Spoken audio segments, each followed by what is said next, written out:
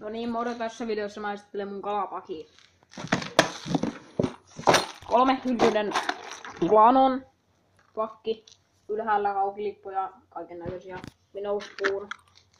Sitten tollanen punavattanen, ahven värinen minnow spooni.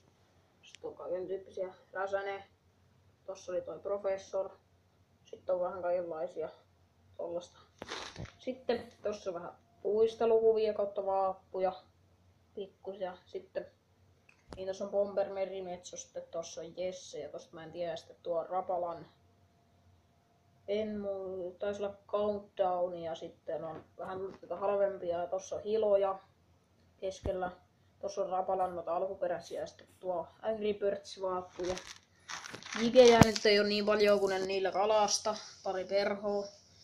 Sitten tossa on peruke, pari lukkoa, sellaista. Sitten tuolla on kalasakset, saa kalan auki. Pihdit, hyvät, niillä saa sen sieltä hauen suusta pitkältä pois. Sitten no veneen avaimet, siitä tulee varmaan huomenna se video, missä mä näytän se oman veneen.